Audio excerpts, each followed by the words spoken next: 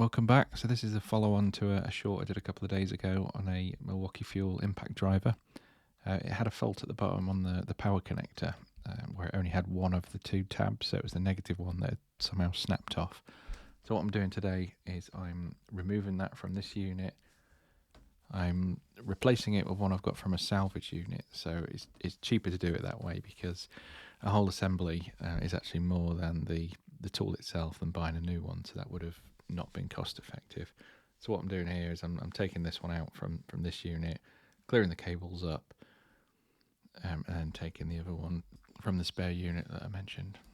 So the big mistake, and you might spot it as we're going through this, is I chose to go for changing it at the terminals. Really what I should have done was changed it sort of halfway down the cables. It would have just been a simple cable splint, but what I've actually done is made it really difficult for myself. This takes about an hour to do. I've shortened it really down for this because it'd bore you all to death. But yeah, lesson learned, I think, for next time. So this is the the salvage unit. It's one I've got before, but unfortunately the problem with this one needs a whole new assembly. It's some of the control boards and other bits that are just not easy to get hold of, and you can see all the yellow actually on the one at the top where they're all totally covered. Really difficult to clean up and get out. So it's one that I've just had sat there for a while. It's good to start making use of the bits, and this is actually more cost effective. This was £20 or £30 actually on eBay. This broken one at the bottom, and if I can make any use of it, that's good. And the repair of this one unit is then more cost effective than buying a whole cable assembly, like I mentioned. So it's good news. So I'll get this one open. In the end.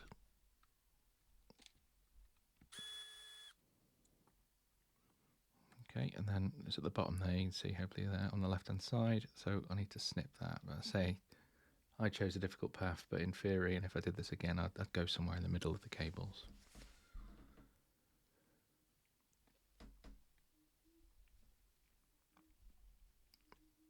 So I'm actually here, I'm just checking whether it's a silly mistake to cut this off or not. So just seeing if there's any loose cables that I missed the first time I did the assessment on this unit, and I can't see any.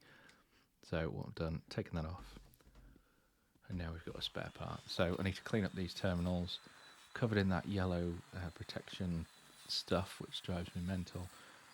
But grinding it down a little bit with this to get down to the bare solder, if you like, and then I can start drilling through that and cutting it out, making a nice hole for the new cables to go in. So this is sped up a little bit, but this whole process took me actually about an hour to do in total. I say it would have been much quicker if I did it a different way, but this is the way I chose, unfortunately. So I found this end in the Dremel kit actually to do this. I'm sure it's not for this, and someone will probably tell me that's not for that, and that's brilliant, but it works, so I'm using it. Really clears that yellow crap off this, and then I can get close to it and clean them up.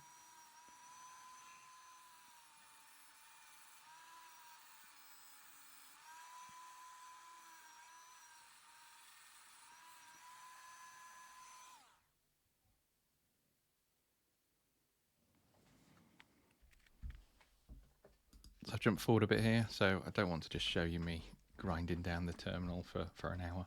So I've jumped forward. What I've done, just as a recap, is I've cleared off all that yellow stuff, I've cleared off all the solder, and I've drilled two really small holes through the terminal so I can get the cable through.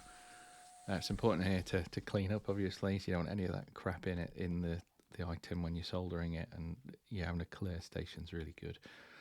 So clear all that off, put this back on, and we'll get this piece soldered in then. So I've prepped all the cables here, all the ends there, nicely rounded, twisted, and I'm going to try and get them through the gaps. This is the really fiddly bit as well, so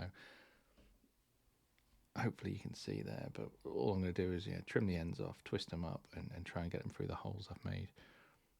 I did have to go back and make one of the holes slightly bigger, but you're always going to come across problems like that, and when you choose to do this instead of the cable splicing, it's it's my own fault at this stage. Bit of protection here, really for the other joint is what I was looking at here. So as I solder, I didn't want the heat to spread too far down the wire and cause me any other issues because they're quite small cables. So pop those little bits on. They probably don't really do much, but yeah, a little bit helpful in my mind. So popping these through now, and then I can get them soldered on. So the connector itself actually shows you positive and negative, luckily.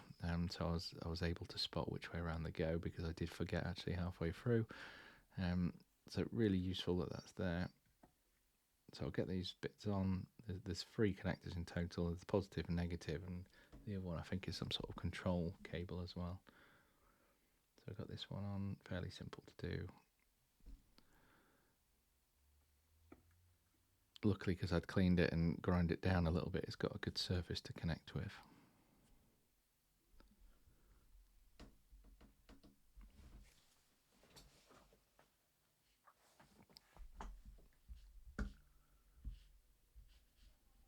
This bit does take me a few minutes, so I've sped this up. I've just cut a chunk out in the middle as well, so you don't have to see how painful this is. But we're nearly there, so just getting the positive on there.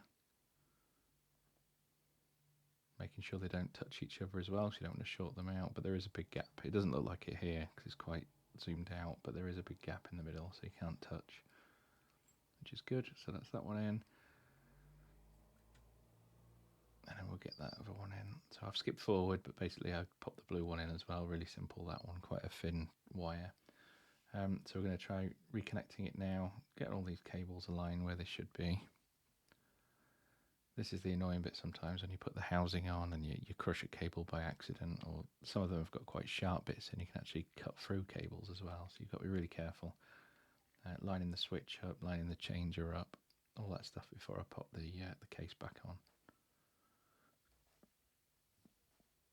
And making sure the selector at the top there is in as well, because that can be a bit tricky if you miss that.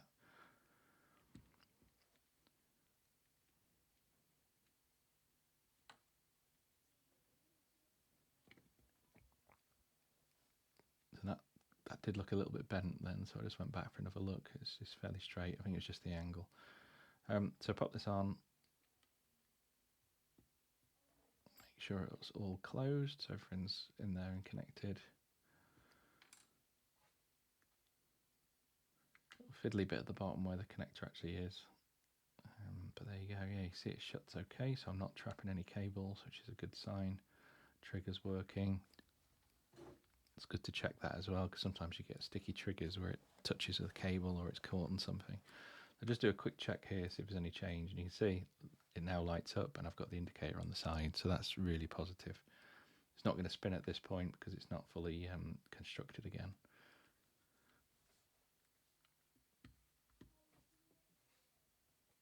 So pull that out, pop the assembly in the back as well, so I'll screw it together and put the assembly in, and then we'll give it a go. And because that's everything lit up then, which is really good at this point, quite positive that it's changed, it's powered on. So if that was the fault, which I'm hoping it was definitely one of the faults. This should now be fixed and working again. So get this back together.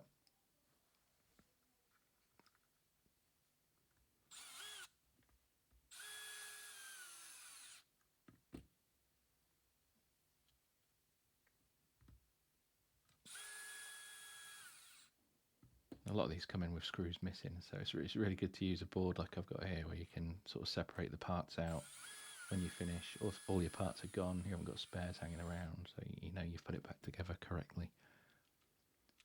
Right, so that's that screwed in, connected solid. So we'll pop this in the back, and we should be able to test it then properly.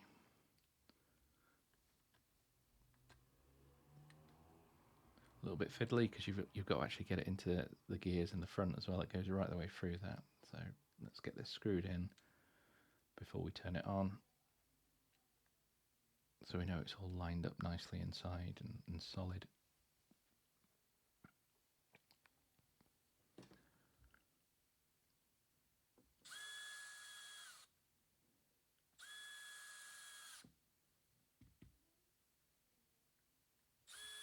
Almost there.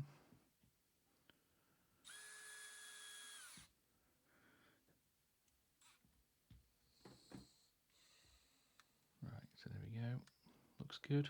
Trigger works. So let's have a test. So lights come on again. It's good. And we've got power. Look at that. Burst into life. So that's brilliant. That's all fixed now. That was quite a simple one.